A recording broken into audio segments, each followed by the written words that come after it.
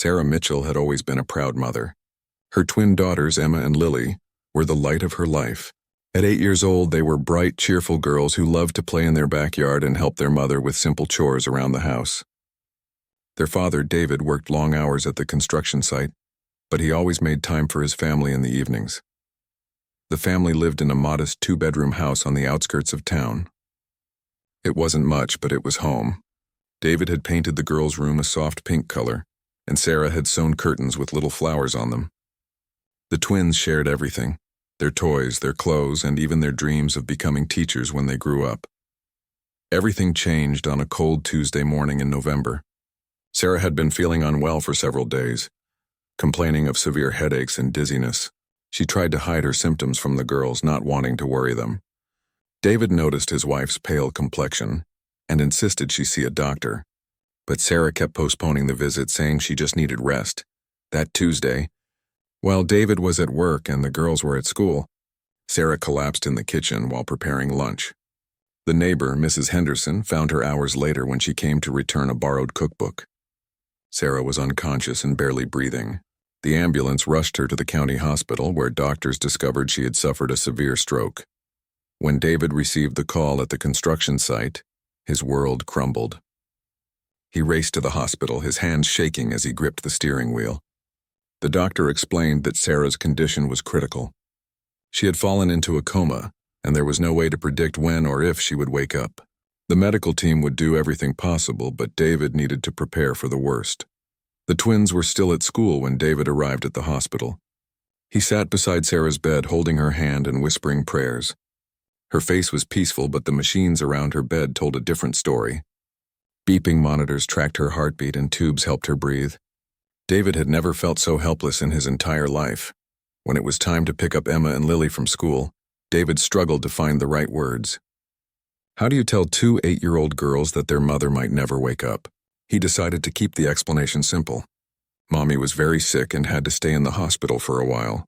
The girls accepted this explanation with the innocence of childhood, asking when they could visit her and if she would be home for dinner. The first few days were manageable. David took time off work to care for the twins and visit Sarah every day. Emma and Lily were allowed to see their mother once, but the sight of all the machines scared them. They didn't understand why Mommy wouldn't wake up when they called her name. David tried to maintain a normal routine, making their favorite pancakes for breakfast and reading them bedtime stories. However, reality soon set in. David's construction job didn't offer paid sick leave, and the medical bills were mounting quickly. The insurance covered some expenses, but not everything. David found himself choosing between staying home with the girls and working to pay for Sarah's medical care. The hospital social worker suggested temporary foster care for the twins, but David refused to consider it. These were his daughters, and he would find a way to care for them. Mrs. Henderson, their elderly neighbor, offered to help watch the girls during the day. She was kind and meant well, but she was in her 70s and couldn't keep up with 2 energetic 8-year-olds. David was grateful for her assistance, but he knew it wasn't a permanent solution. The stress was taking its toll on everyone. Emma and Lily began to sense that something was seriously wrong. Their father looked tired all the time, and he often forgot to pack their lunches for school. Sometimes he would stare off into space during dinner, and they would have to call his name several times before he responded. The girls tried to be helpful, making their own beds and attempting to wash dishes, but they were too young to understand the gravity of their situation. At the hospital, Sarah's condition remained unchanged. The doctors spoke in medical terms that David didn't fully understand, but the message was clear. There was little hope for improvement. David spent every evening at her bedside, talking to her about the girls and their daily activities. He told her about Emma's new drawing of their family and how Lily had learned to tie her shoes. He hoped that somehow his voice might reach her and bring her back to them. The bills continued to pile up. David had used all their savings within the first month, and the credit cards were reaching their limits. He worked overtime whenever possible, sometimes not coming home until the girls were already asleep. Mrs. Henderson did her best, but David could see that caring for the twins was becoming too much for her. She had her own health issues and couldn't be expected to take on such responsibility indefinitely. David's boss at the construction company was understanding at first, But as weeks turned into months, patience began to wear thin. David's performance was suffering due to lack of sleep and constant worry. He made mistakes that could have been dangerous, and there were whispered conversations about finding a replacement. The threat of losing his job loomed over David like a dark cloud. The twins were resilient, as children often are, but cracks were beginning to show. Emma became more withdrawn, spending hours drawing pictures of their family with their mother always lying in a bed.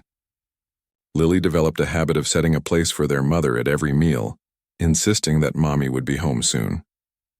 Their teacher at school noticed changes in their behavior and academic performance, but when she called David to discuss her concerns, he assured her that everything was under control. As winter deepened, David knew he was fighting a losing battle. The medical expenses were crushing, his job was in jeopardy, and Mrs. Henderson could no longer help with the girls. He had no family nearby to turn to, and his pride prevented him from asking friends for assistance. David felt like he was drowning, trying to keep everyone afloat while slowly sinking himself. He had no idea that the hardest test of his life was yet to come, and that his daughters would face challenges that would change them forever. The crisis David had been dreading finally arrived on a bitter February morning. Mrs. Henderson called him at work, her voice shaky with concern. She had fallen in her kitchen and twisted her ankle badly. She couldn't walk properly, let alone chase after two active 8-year-olds. David's heart sank as he realized his last support system had crumbled. Racing home from the construction site, David helped Mrs. Henderson to her doctor and arranged for her niece to come care for her. But this left him with an impossible choice. He had already missed too many days of work, and his supervisor had made it clear that one more absence could cost him his job. Without his income, he couldn't pay for Sarah's medical care or keep their house. Yet he couldn't leave Emma and Lily alone. David made a decision that would haunt him forever.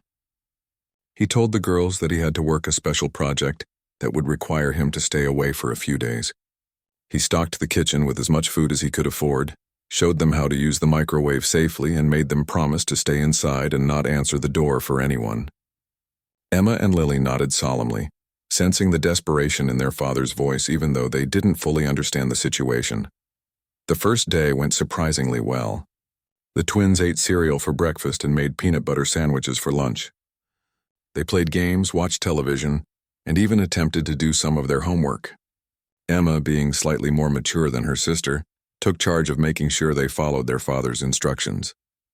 They called David at work, and he was relieved to hear their cheerful voices. But by the third day, problems began to emerge. The milk had gone sour, and they had eaten most of the bread. The twins found some crackers in the pantry, but they were stale and tasted strange. David had promised to come home that evening, but an emergency at the construction site forced him to work through the night. When he finally called to explain, Emma could barely hide her disappointment. The food situation became critical by the end of the week. David had been sending money for groceries with a neighbor's teenage son, but the boy had spent the money on video games instead of delivering it to the twins. Emma and Lily searched through every cabinet and drawer, finding only a few canned goods that they couldn't open, and a loaf of bread that had begun to develop green spots. Hunger makes people do desperate things, and 8-year-old girls are no exception. Emma carefully cut away the moldy parts of the bread, remembering something she had heard about penicillin coming from mold. She reasoned that if a little mold could make medicine, it couldn't be too harmful. She toasted the remaining bread to kill any germs and shared it with Lily. It tasted awful, but it was better than nothing. For the next 2 weeks, moldy bread became their primary source of food. The twins developed a system where Emma would inspect each slice, cutting away the worst parts and toasting what remained.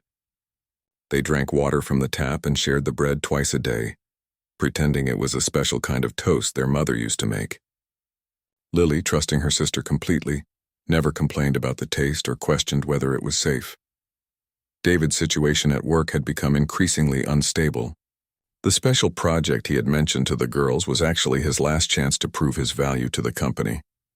He was working 16-hour days, sleeping in his truck, and living on coffee and fast food.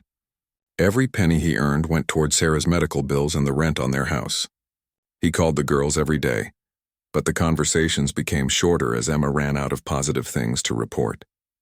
The physical effects of their diet began to show within days. Both girls lost weight rapidly, their clothes hanging loose on their shrinking frames. Emma developed persistent stomach cramps while Lily suffered from constant headaches. They were tired all the time but told themselves it was because they were worried about their mother. Neither girl wanted to worry their father by complaining about feeling sick. Their school attendance became sporadic. Emma would feel too weak to walk the 8 blocks to school, and she couldn't leave Lily alone. When they did attend classes, their teacher noticed their pale complexions and obvious weight loss. Mrs. Patterson had taught for 20 years and recognized the signs of children in distress. She asked gentle questions about their home life, but Emma had been coached by David to say that everything was fine. The twins' behavior began to change as malnutrition affected their developing brains. Emma, usually the leader, became indecisive and confused. She would stare at simple math problems for minutes without understanding what the numbers meant. Lily developed a habit of talking to imaginary friends, having long conversations with people only she could see. They clung to each other more tightly, sleeping in the same bed and rarely being more than a few feet apart. David's weekly visits home became increasingly painful. He could see that his daughters were losing weight, but when he asked about their eating, Emma would assure him they were fine. She had become expert at hiding their problems, showing him empty containers and describing meals they had supposedly eaten. David wanted to believe everything was normal because the alternative was too terrible to consider. The breaking point came when Lily fainted during a rare day at school. Mrs. Patterson carried the unconscious child to the nurse's office, where they discovered that her blood sugar was dangerously low. When they couldn't reach David by phone, the school attempted to contact emergency contacts, but the numbers were all disconnected or outdated. Emma sat beside her sister's bed in the nurse's office, holding her hand and whispering apologies. That evening, Mrs. Patterson made an unprecedented decision to drive to the twins' house for a welfare check. She found Emma sitting on the front porch, too weak to unlock the door. The child explained that she had lost the key somewhere in the house and couldn't remember where she had put it. Mrs. Patterson noticed Emma's hollow cheeks and the way her clothes hung on her tiny frame. When she asked about their father, Emma's carefully rehearsed story began to fall apart. Inside the house, Mrs. Patterson discovered the horrifying truth. The refrigerator contained only condiments and spoiled food. The pantry was bare except for a few cans without a can opener.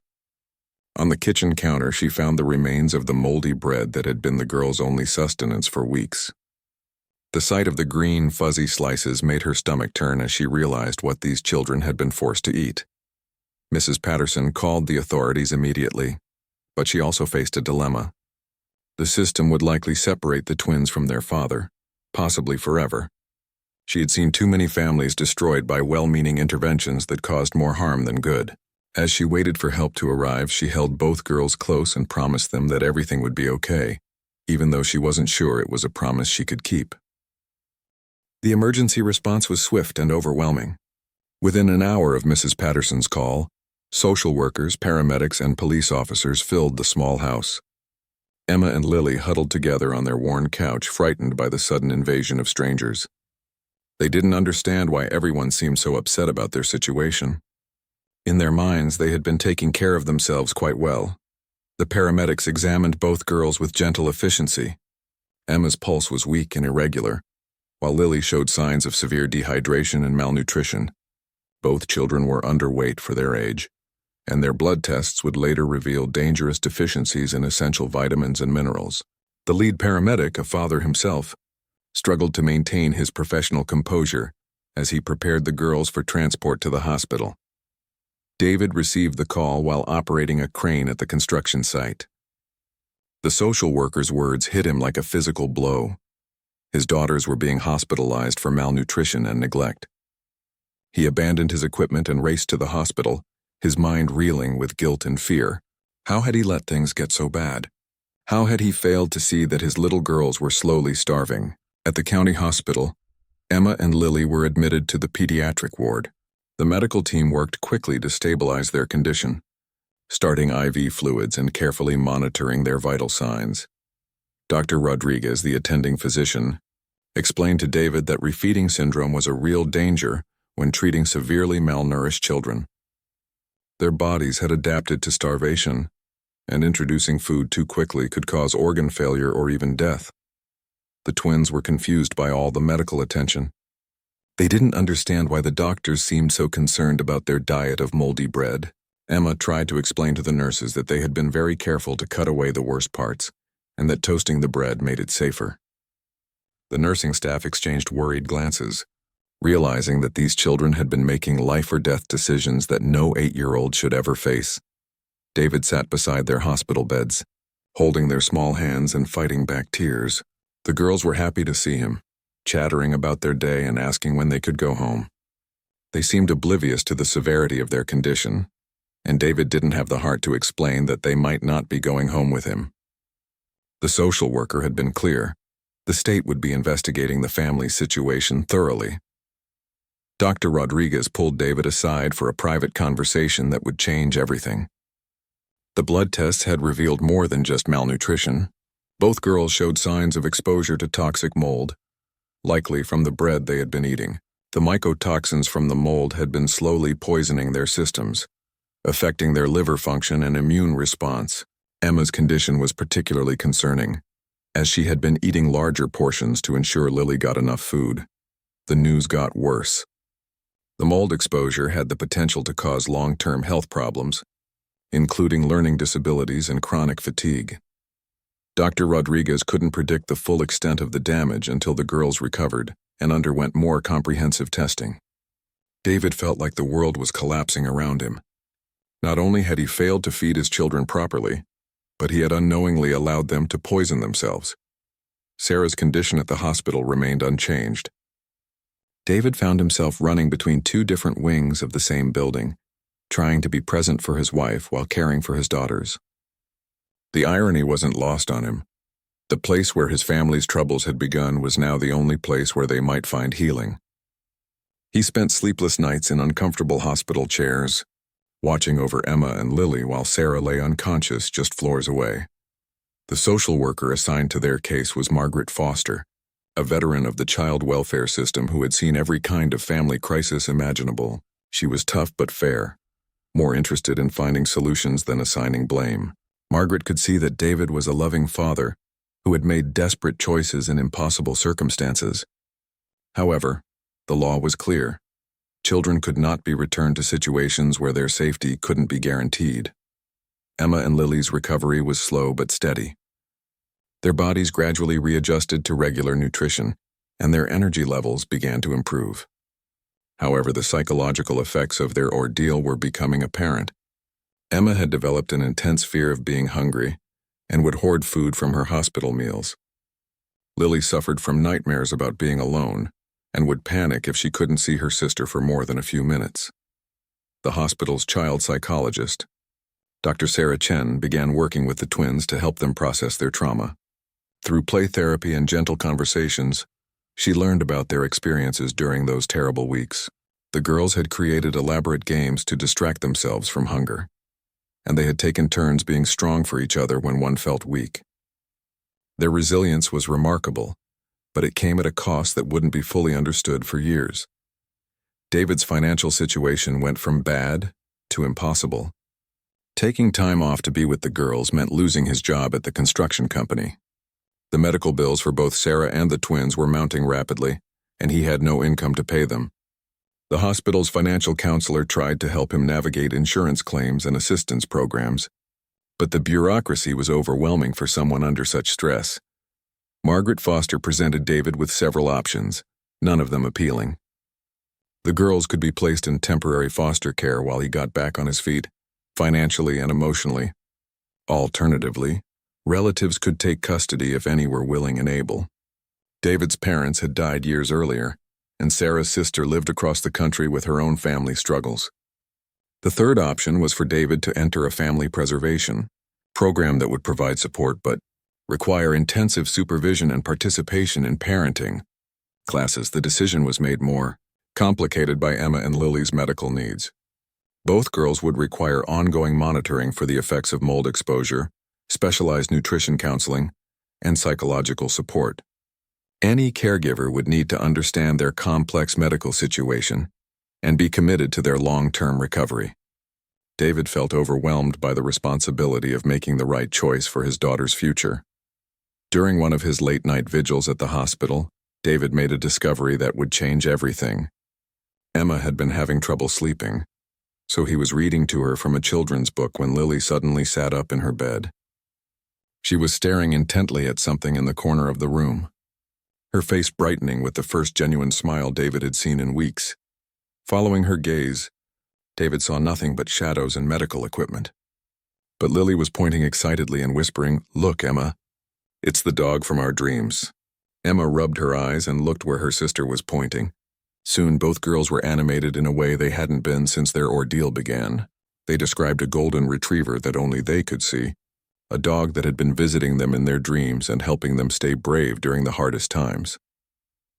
Dr. Chen found their shared hallucination interesting but not necessarily concerning. Trauma can manifest in many ways, and the girls had created a comforting presence to help them cope. However, David couldn't shake the feeling that there was something more to their vision. The detail with which they described the dog, and the fact that they both saw the same thing, seemed unusual even for twins who shared everything. That night, as David dozed in his chair between the girls' beds, he heard Lily whisper to her sister, "The dog says Daddy needs to go home and look in the special box. He says there's something important there that will help us." Emma nodded seriously and repeated the message to their sleeping father.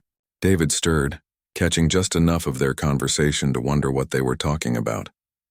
He had no idea that their mysterious dream dog was about to lead him to a discovery that would transform their family's future.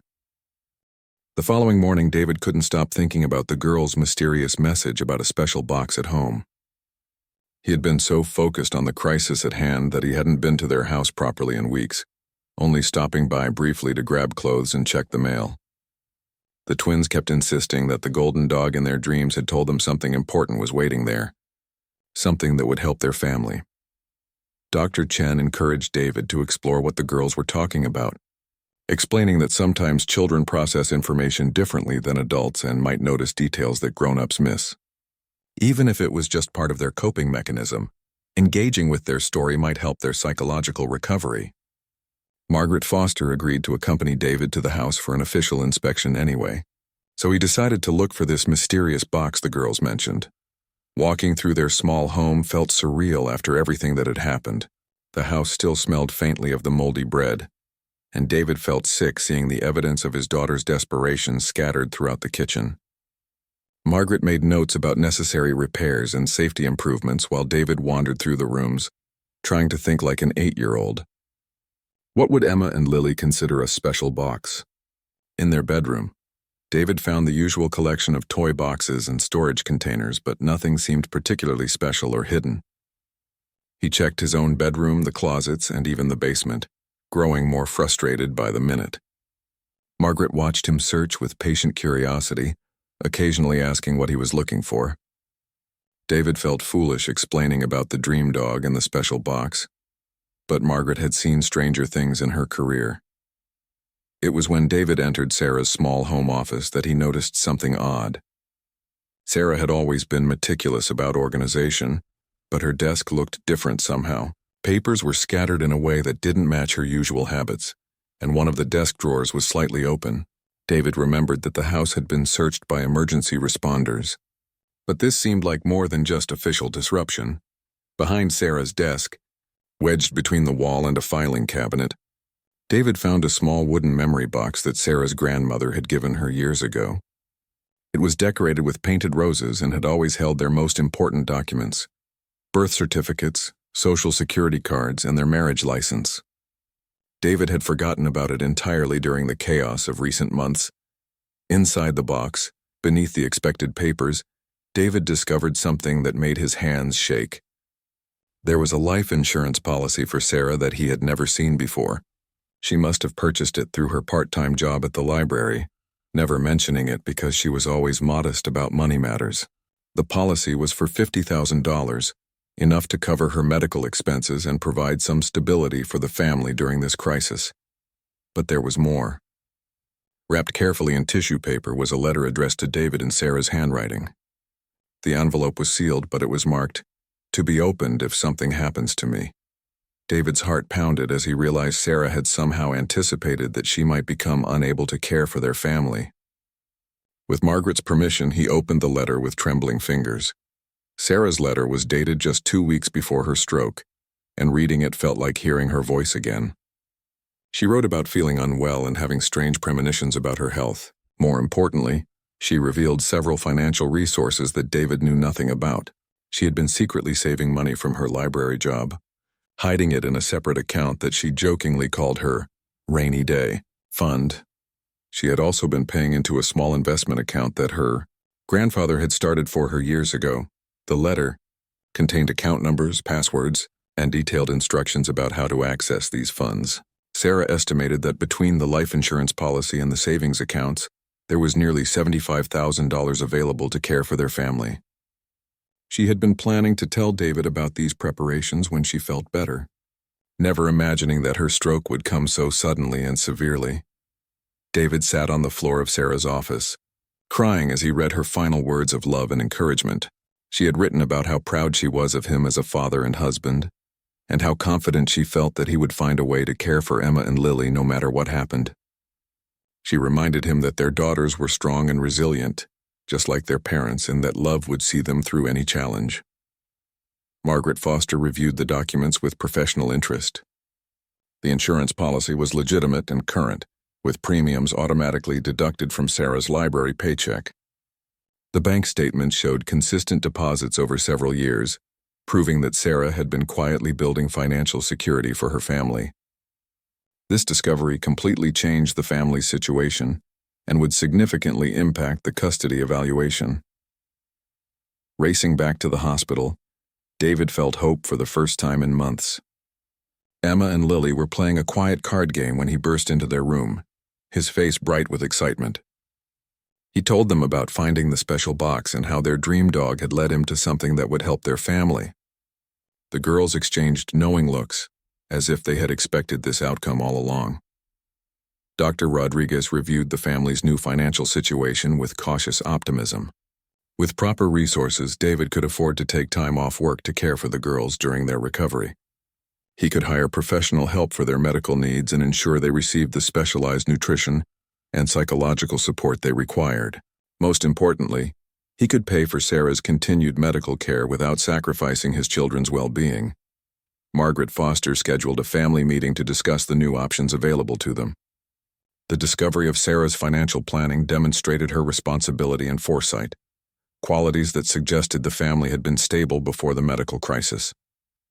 David's desperate choices became more understandable when viewed in the context of a man who thought he had no resources to help his dying wife and starving children. The twins' medical team noticed an immediate improvement in their emotional state once they learned their father might be able to care for them at home. Emma's food hoarding behavior decreased and Lily's nightmares became less frequent. They seemed to understand that their family had turned a corner, even though they couldn't fully grasp the financial details that made it possible. David began making plans for their life after the hospital. He would use part of Sarah's savings to hire a private nurse who could help care for the girls during their recovery, while also learning to manage their complex medical needs. He would enroll in the family preservation program Margaret recommended, not because it was required, but because he wanted to be the best father possible for his daughters. The golden retriever that Emma and Lily claimed to see in their dreams continued to visit them in the hospital. The girls described how the dog would sit between their beds at night, keeping watch and making them feel safe. David found their story comforting rather than concerning, especially since it had led to discovering Sarah's preparations for their family. However, the twins' recovery was far from over. The effects of malnutrition and mold exposure would take months to fully assess, and their psychological healing would require ongoing support. David was determined to provide everything they needed, grateful for Sarah's foresight in preparing for the unthinkable.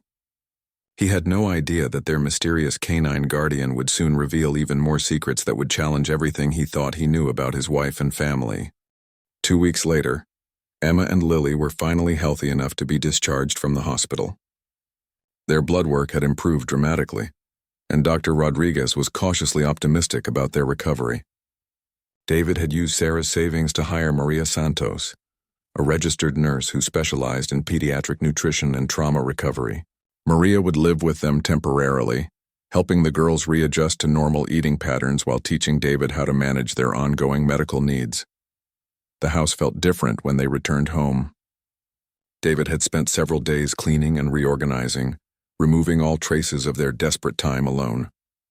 He had restocked the kitchen with healthy foods and installed new locks on all the doors, ensuring the girls would never again be trapped or unable to reach help.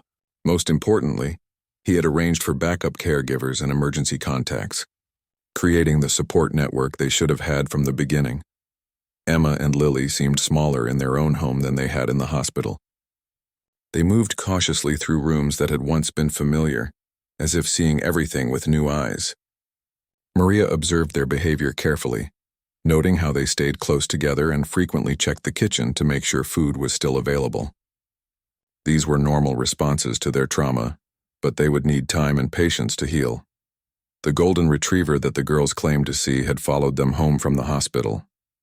Emma and Lily would point to corners of rooms and whisper to their invisible companion, thanking him for helping their family. David found their attachment to this imaginary friend touching rather than troubling.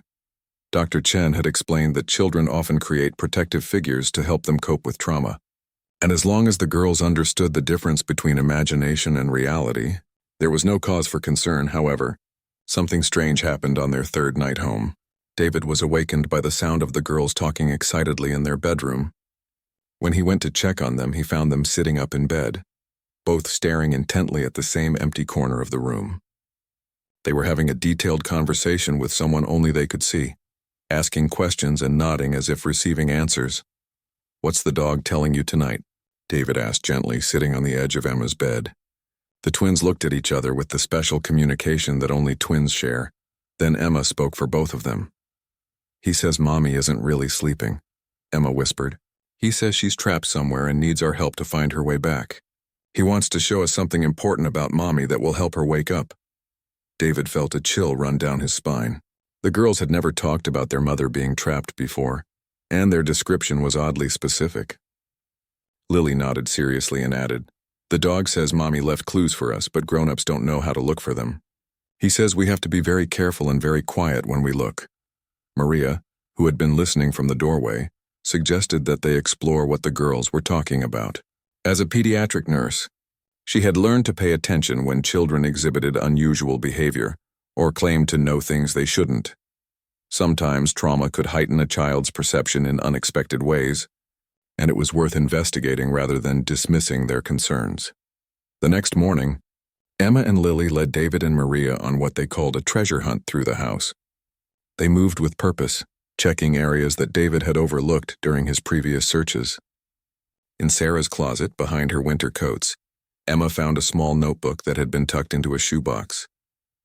The notebook was filled with Sarah's handwriting, documenting symptoms and concerns about her health over several months. Reading Sarah's private notes was like solving a puzzle. She had been experiencing headaches, dizziness, and memory problems for weeks before her stroke. More importantly, she had been researching her symptoms online and had scheduled a doctor's appointment for the week after her collapse. Sarah suspected something was seriously wrong with her health, but she had been trying to hide her concerns from David and the children. The notebook contained another shocking revelation. Sarah had been corresponding with a neurologist at the State University Medical Center, a specialist in rare brain conditions. She had mailed him her medical history and family background, hoping to get his opinion about her symptoms. The specialist, Dr. William Harrison, had written back with concerns about a hereditary condition that could cause strokes in young women. David immediately called Dr. Harrison's office, explaining the situation and asking if Sarah's case was still active. Dr. Harrison remembered Sarah's correspondence and was shocked to learn about her stroke. He had been waiting for her to schedule a consultation appointment and had valuable information about her condition that could affect her treatment. He offered to review Sarah's current medical records and consult with her doctors at the county hospital. Emma and Lily continued to provide guidance about where to search for their mother's clues. They led David to check Sarah's computer, where he found saved emails and research documents about her symptoms. Sarah had been building a comprehensive case for her medical concerns, documenting everything carefully in case she became unable to advocate for herself. The depth of her preparation was both impressive and heartbreaking. The most significant discovery came when Lily insisted they look in the basement, a place the girls rarely played. Behind the water heater, wrapped in plastic and hidden in an old paint can, David found a flash drive labeled "For David, Medical Emergency." The drive contained video messages that Sarah had recorded for him, explaining her health concerns and her love for their family. Watching Sarah's videos was emotionally devastating but incredibly helpful. She looked tired and frightened as she explained her symptoms and her fears about leaving David alone with the girls. She provided detailed information about her family's medical history, including a grandmother who had died young from a brain aneurysm and an aunt who had suffered multiple strokes. This genetic information had never been shared with her current doctors. Dr. Harrison's consultation with Sarah's medical team revealed a crucial oversight. The county hospital had treated Sarah's stroke as an isolated incident, but her family history and documented symptoms suggested a rare genetic condition called CADASIL. This hereditary disorder affects blood vessels in the brain and can cause strokes in young adults. More importantly, patients with CADASIL often respond well to specific treatments that weren't being used in Sarah's case. The medical team immediately began new treatments based on Dr. Harrison's recommendations. Sarah was started on medications to improve blood flow to her brain and reduce the risk of additional strokes. Her nutrition was modified to support brain healing, and her therapy program was adjusted to address the specific challenges of CADASIL patients. For the first time since her stroke, there was real hope for her recovery. Emma and Lily visited their mother in the hospital with renewed optimism. They told her about their dream dog and how he had helped them find the special clues she had hidden for their family. Whether Sarah could hear them or not, the girls seemed confident that their mother was fighting to come back to them. They would sit beside her bed, holding her hands and sharing stories about their recovery and their father's improved cooking skills. The golden retriever that only the twins could see had become a constant presence in their lives. Maria observed how the girls' behavior changed when they were talking to their invisible companion. They became calmer and more confident, as if drawing strength from their imaginary protector. The dog seemed to represent their family's resilience and their mother's enduring love. Even when she couldn't be physically present, David marveled at how his daughters had guided him to discoveries that medical professionals had missed. Their traumatic experience had somehow enhanced their ability to notice details and remember information that adults overlooked. Whether their dream dog was real or imaginary, the guidance attributed to him had uncovered vital information that could save Sarah's life. However, Sarah's condition remained critical, and her recovery would depend on factors beyond anyone's control. The new treatments offered hope, but there were no guarantees. David focused on caring for Emma and Lily, while maintaining faith that their family would somehow find its way back together. He had no idea that their mysterious golden guardian was about to reveal the most shocking truth of all. 3 weeks into Sarah's new treatment plan, the medical team began to see encouraging signs. Her brain scans showed improved blood flow, and she had started responding to sounds and touch in ways she hadn't before. Dr. Rodriguez cautiously explained to David that while Sarah was still in a coma, her brain activity suggested she might be more aware of her surroundings than they had previously believed. Emma and Lily were convinced that their dream dog was responsible for their mother's improvement. They would sit beside Sarah's hospital bed, speaking to the empty air beside them and then relaying messages to their unconscious mother. "The dog says you're getting stronger, Mommy," Emma would whisper. "He says you just need to remember how to open your eyes." The nursing staff found the girls' behavior touching, and several nurses reported that Sarah's vital signs seemed more stable when her daughters were visiting. However, the twins' connection to their invisible companion was about to reveal something that would shock everyone involved in Sarah's care. During one of their hospital visits, Lily suddenly became very excited, pointing to the foot of Sarah's bed where only she and Emma could see their golden retriever. "Look," Lily exclaimed. "The dog is showing us something important about Mommy's medicine." Emma nodded seriously and began describing what she was seeing. According to the twins, their dream dog was pointing to Sarah's IV line and shaking his head sadly. The girls explained that the dog was trying to tell them that one of their mother's medicines was wrong and was making her sicker instead of better. They provided surprisingly specific details about which IV bag the dog was concerned about, and even described the color and consistency of the medication. Maria Santos, who had been growing increasingly fascinated by the twins' insights, decided to investigate their claims. As a nurse, she knew that medication errors, while rare, could have serious consequences for patient recovery. She discreetly checked Sarah's medication chart and compared it to the girls' description of what their invisible dog was showing them. The discovery was alarming. One of Sarah's medications had been incorrectly prepared by the hospital pharmacy.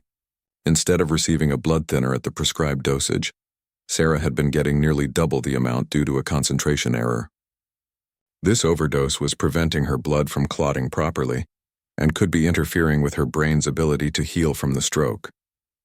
The medication error had gone unnoticed because Sarah's condition was already so critical that the additional bleeding risk hadn't created obvious symptoms. Dr. Rodriguez immediately ordered the medication to be stopped and Sarah's blood work to be rechecked. The pharmacy error was reported through proper channels, and an investigation was launched to prevent similar mistakes. Most importantly, Sarah's treatment plan was adjusted to account for the weeks of incorrect medication she had received. The medical team was amazed that this potentially life-threatening error had been discovered through the observations of two 8-year-old girls. Within days of correcting the medication error, Sarah showed remarkable improvement. Her brain scans revealed reduced swelling, and she began responding to stimuli in ways that suggested her consciousness was gradually returning. She would squeeze David's hand when he spoke to her, and her eyes would track movement around the room. For the first time in months, the doctors spoke about the possibility of Sarah waking up. Emma and Lily were overjoyed by their mother's progress, but their dream dog had more secrets to reveal. The girls began insisting that there was something important hidden in their mother's hospital room, something that would help her wake up completely. They described their invisible companion searching through drawers and cabinets, looking for a special item that belonged to their mother. David was initially skeptical, but Maria encouraged him to explore what the girls were describing. Sarah had been in the hospital for months, and her few personal belongings were stored in the small bedside cabinet. David had brought her wedding ring, a favorite book, and a small photo of the family to make her room feel more personal. But the twins insisted there was something else, something that their dream dog said was very important. Following the girls' directions, David searched more thoroughly through Sarah's belongings. In the pocket of the robe she had been wearing when she collapsed, David found something he hadn't noticed before: a small digital recorder that Sarah used for making voice memos about her library work. The device was nearly dead, but when David charged it and played back the recordings, he discovered something extraordinary. Sarah had been recording herself regularly in the weeks before her stroke, documenting not just her physical symptoms but also her thoughts and feelings about her family. The recordings revealed the depth of her love for David and the girls, and her determination to fight whatever was happening to her health. More importantly, the final recording was made on the morning of her collapse, and it contained crucial information about her symptoms in the hours before her stroke. In her last recording, Sarah described experiencing severe visual disturbances and confusion that morning. She had planned to call her doctor immediately after taking the girls to school, but she had collapsed before she could make the call. The recording also revealed that Sarah had hidden important medical documents in a safety deposit box at their bank, documents that could provide additional insight into her condition. Dr. Harrison was fascinated by Sarah's final recording and the detailed symptom description it contained. Combined with the genetic information they had already discovered, this new evidence painted a complete picture of Sarah's condition and her specific variant of CADASIL. Armed with this comprehensive understanding, the medical team was able to fine-tune her treatment plan even further. The most remarkable change came when David played Sarah's own voice recordings for her during his visits. He would hold her hand and let her hear her own words of love for their family, her hopes for the future, and her determination to overcome her health challenges. Sarah's brain activity monitors showed increased responsiveness during these sessions, suggesting that hearing her own voice was helping to stimulate her consciousness. Emma and Lily continued to credit their dream dog with guiding these discoveries.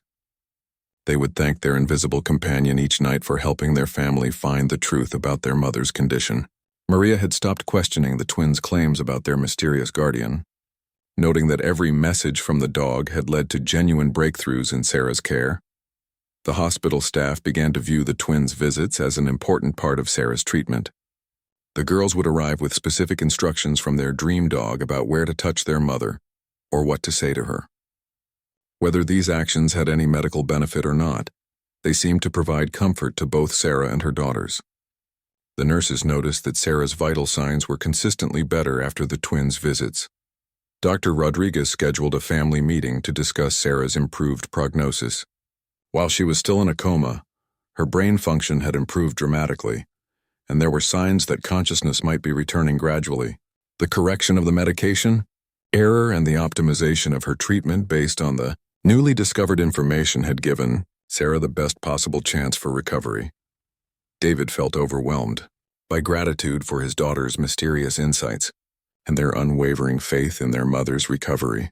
Emma and Lily had somehow guided him through the darkest period of their family's life, leading him to discoveries that medical professionals had missed. Whether their dream dog was real or imaginary, the guidance attributed to him had potentially saved Sarah's life. However, the twins' golden guardian had one more revelation that would change everything they thought they knew about their family. As Sarah's condition continued to improve and consciousness seemed within reach, Emma and Lily announced that their dream dog had a final secret to share, one that would explain why he had been able to help them all along. On a sunny Thursday morning in late spring, exactly 6 months after Sarah's stroke, the miracle that everyone had been hoping for finally happened. David was sitting beside her bed reading aloud from her favorite novel when Sarah's eyes fluttered open. For a moment she stared at the ceiling in confusion, then slowly turned her head toward the sound of his voice. When their eyes met, David felt his heart stop and restart as Sarah whispered his name. Dr. Rodriguez was amazed by the completeness of Sarah's awakening. Unlike many stroke patients who recover gradually with significant deficits, Sarah's consciousness returned almost fully intact. Her memory was clear, her speech was normal, and she recognized everyone immediately. The months of optimized treatment based on the discoveries made through Emma and Lily's guidance had given Sarah the best possible chance for a complete recovery. Emma and Lily were at school when their mother woke up, but David called them immediately. The twins raced to the hospital with Maria, practically vibrating with excitement. When they burst into Sarah's room and saw their mother sitting up and smiling, both girls burst into tears of joy. Sarah held her daughters close, marveling at how much they had grown during her absence and listening to their excited stories about everything that had happened. "We knew you would wake up, Mommy," Emma said, snuggling against Sarah's shoulder. "The golden dog told us you were just sleeping very deeply and that you needed our help to find your way back." Sarah looked confused by the reference to a dog, but David gently explained about the twins' mysterious companion and how their insights had led to crucial discoveries about her condition. As Sarah listened to the story of her family's ordeal, she was overcome with emotion. Learning about the twins' weeks of surviving on moldy bread while she lay unconscious was devastating, but she was also incredibly proud of their resilience and resourcefulness. David's dedication to her care, even at the cost of their financial security and his own health, moved her to tears. Most of all, she was amazed by how Emma and Lily's connection to their imaginary dog had somehow guided the family through their darkest time. However, Lily had something important to tell her mother. "Mommy," she whispered conspiratorially, "the golden dog says he has a secret to tell you.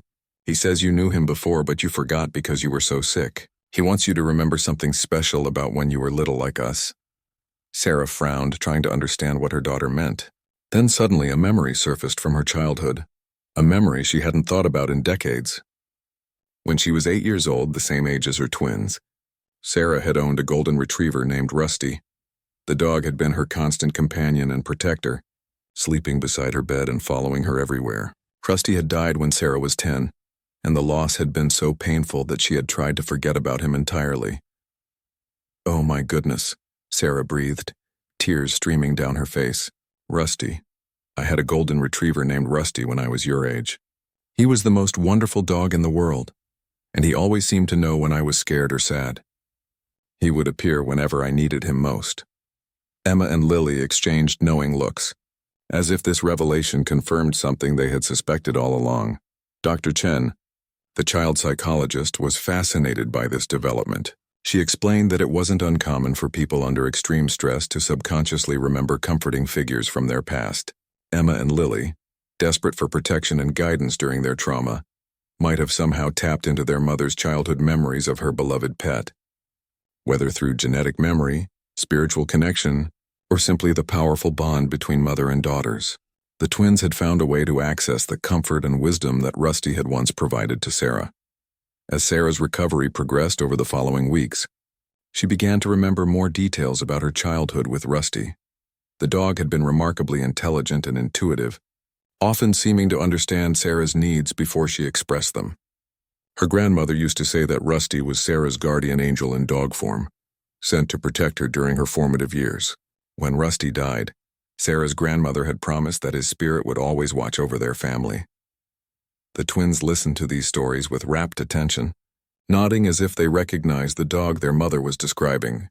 "That's him, Mommy," Emma said confidently. "That's our dream dog. He looks exactly like the pictures in Grandma's old photo album." Sarah realized that her daughters had somehow seen photographs of Rusty in her mother's albums, though she couldn't remember showing them those particular pictures. Dr. Rodriguez confirmed that Sarah's recovery was nothing short of miraculous. The combination of correct diagnosis, proper treatment, and perhaps most importantly, the love and determination of her family had given her an excellent prognosis. She would need months of physical therapy to regain her full strength, but her cognitive function was completely normal, and there was no reason she couldn't return to a full and active life. The financial stability provided by Sarah's hidden savings allowed the family to focus completely on recovery and healing. David was able to take extended leave from work to care for Sarah and the twins, ensuring that no one in his family would ever again face crisis alone. They hired additional help when needed and invested in the best medical care available, knowing that Sarah's foresight had made it all possible. Emma and Lily's recovery from their own trauma proceeded remarkably well. With their mother awake and their family reunited, the psychological effects of their ordeal began to fade. They still occasionally mentioned their dream dog, but now they spoke of him as a friend who had helped them when they needed it most, and then returned to wherever guardian angels go when their work is done. Maria Santos completed her assignment with the family, but she maintained contact with them, amazed by what she had witnessed. In her 30 years of nursing, she had never seen anything quite like the twins' ability to guide their family toward exactly the information and discoveries needed to save their mother's life. Whether attributed to intuition, divine intervention, or the unbreakable bonds of family love, Emma and Lily had accomplished something extraordinary. Sarah returned home on a beautiful summer day, walking through their front door for the first time in over 6 months. The house had been transformed during her absence. David had made improvements and safety updates, but more importantly, it felt filled with hope again. The family sat together at their kitchen table that evening, sharing a meal and marveling at how far they had come from those dark days of moldy bread and desperate choices. As they prepared for bed that first night with Sarah home, Emma and Lily announced that their golden dog had one final message. "He says his work is done now," Lily reported solemnly. "He says our family is strong and brave, and we don't need a guardian angel anymore because we have each other. But he wants us to remember that love is the most powerful magic in the world." That night, for the first time in months, Emma and Lily slept peacefully without any visits from their mysterious companion. Sarah and David lay awake talking quietly, processing everything their family had endured and overcome. They had learned that love could survive the worst circumstances, that children were more resilient and intuitive than anyone imagined, and that sometimes the most important help comes from the most unexpected sources. The twins never saw their dream dog again, but they never forgot him either. As they grew up, they would tell their own children about the golden retriever who had guided their family through the darkest time of their lives. Whether Rusty's spirit had truly returned to help them, or whether their love for their mother had given them the wisdom they needed, Emma and Lily knew that they had been part of something miraculous. Years later, when Sarah was fully recovered and their family had healed completely from their ordeal, they would still gather on special occasions to remember their guardian angel. They would share stories about the golden dog who had led them to hidden treasures, revealed dangerous secrets, and ultimately brought their family back together. And sometimes, just sometimes, Emma and Lily would catch a glimpse of golden fur in their peripheral vision and know that somewhere, somehow, Rusty was still watching over them with love.